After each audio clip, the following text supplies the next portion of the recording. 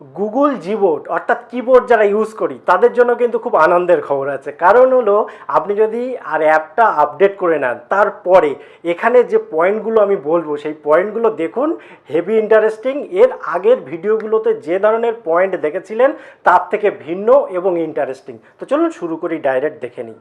দেখুন, দুটো ফোনেই জিবোর্ড আছে কিন্তু তাদের কাজ আলাদা এবং যে এক্সট্রা ফেসিলিটিগুলো আপনি পাবেন সেগুলো এই ভিডিওতে শিখে নিন।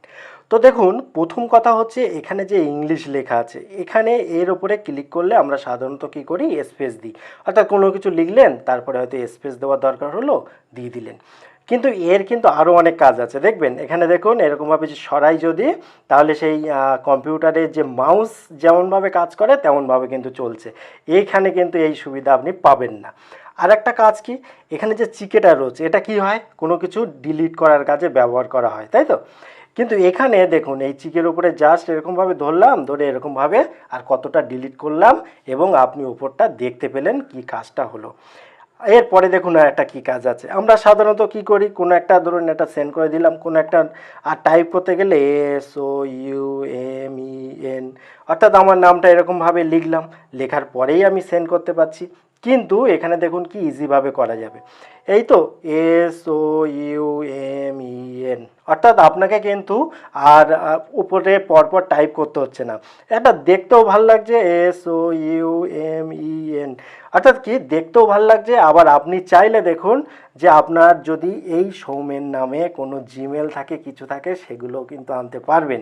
তো তারপর সে বিষয়ে আমি বলবো। তো এটা হলো, অর্থাৎ আপনি সব রকম কাজ কিন্তু করতে পারছেন। এবারে দেখুন আর একটা পয়েন্ট বলি। সেই পয়েন্টটা হলো, আপনি ধরুন কোনো কিছু লিখছেন, ধরুন আপনি লিখে নিলেন, লিখে নেওয়ার পর এখানে দেখুন কার্সারটা যখন লাভের এখানে নিয়ে গেলাম, এখানে দেখুন লাভ, তখন দেখুন এখানটা লাভ সাইন এসছে, দেখতে পেলেন? অর্থাৎ এই লাভের পরিবর্তে আপনি কিন্তু এই সাইনটা ইউজ করতে পারেন। কিংবা আপনি ধরুন ভিডিও, ক্যামেরা ইত্যাদি লিখছেন, তো তার পাশে যখন আসবেন এখানে দেখুন ইমোজি তৈরি হয়ে গেল। সেক্ষেত্রে আপনি ভিডিও না লিখে এখানে কিন্তু ইমোজি ইউজ করতে পারেন। এটা তাহলে কি একটা নতুন নতুন জিনিস শিখতে পাচ্ছেন। এবার এই সেটিংগুলো করতে গেলে আপনাকে কি করতে হবে দেখুন, আপনি প্রথমত জিবোর্ডে যে সেটিং অপশান আছে এই সেটিংয়ে যাবেন। যাওয়ার পর এখানে দেখুন গ্লাইড টাইপিং, এই গ্লাইড টাইপিংয়ের উপরে যখন ক্লিক করবেন এখানে দেখুন অনেকগুলো অপশান রয়েছে। তো এই অপশানগুলো আপনাকে কিন্তু সবকটা অন করতে হবে। অন করলে কি টাইপিংয়ের ব্যাপারে আমি যেগুলো দেখালাম সব সুবিধাই পেয়ে যাবেন। এবারে আসি এই ইমোজির উপরে। এবার এই ইমোজি যদি আপনি নিতে চান তাহলে আপনি কি করবেন, এই যে সেটিং রয়েছে সেটিংয়ে যাবেন। যাওয়ার পর এখানে দেখুন নিচের দিকে আসলেই এই ইমোজি, স্টিকার, গিফট ইত্যাদি রয়েছে, এর উপরটায় ক্লিক করে দেবেন। ক্লিক করলে আপনি যখন নিচের দিকে আসবেন এরকম অপশান দুটো পেয়ে যাবেন। এই অপশান দুটো বাই ডিফল্ট অফ করা থাকতে পারে, আপনি জাস্ট যদি অফ করা থাকে এটা অন করে দেবেন। তবে ব্যাপারটা হলো এই যে অপশানটা এটা কিন্তু আমার এই ফোনটাতে এখনও আসেনি, কারণ এই ফোনটা এখনও আপডেট করা হয়নি।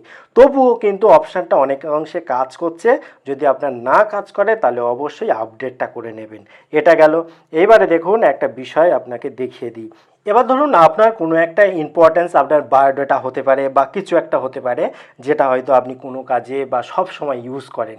সেক্ষেত্রে দেখুন ধরুন কোনো কিছু লিখতে লিখতে আপনি জাস্ট কি করলেন, আর একটা শর্ট ফর্ম ইউজ করলেন। আমি যেমন SM দিলাম, SM দেওয়ার সাথে সাথে দেখুন এখানে একটা অপশান চলে আসলো, তার উপরে যেই ক্লিক করলাম পুরো নাম, বাবার নাম, ভিলেজ, পোস্ট, পিনকোড ইত্যাদি ইত্যাদি সব কিন্তু শো হলো।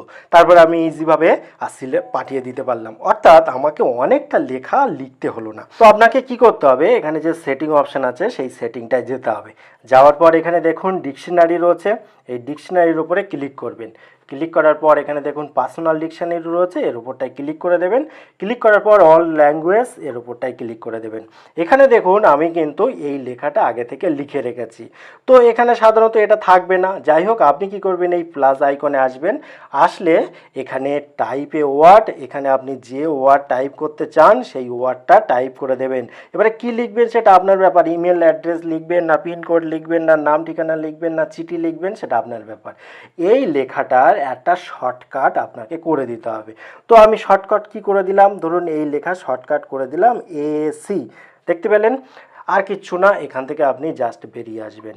বেরিয়ে আসার পর আপনি যখন কোনো কিছু লিখতে যাচ্ছেন কাউকে, তখন আর জাস্ট আপনি কি করবেন, এসি এটা লিখলেন। লেখার পর দেখুন এখানে অপশান চলে আসবে, আপনি এর উপরটা ক্লিক করলে যেটা আপনি একটু আগে দেখলেন কি লিখেছিলাম সেটা চলে আসলো, আপনি সেন্ড করে দিতে পারবেন। ভিডিওটি কেমন লাগলো অবশ্যই কমেন্ট করে জানাবেন। আবার দেখা হবে পরবর্তী ভিডিওতে, ততক্ষণ ভালো থাকুন, সুস্থ থাকুন, বাই।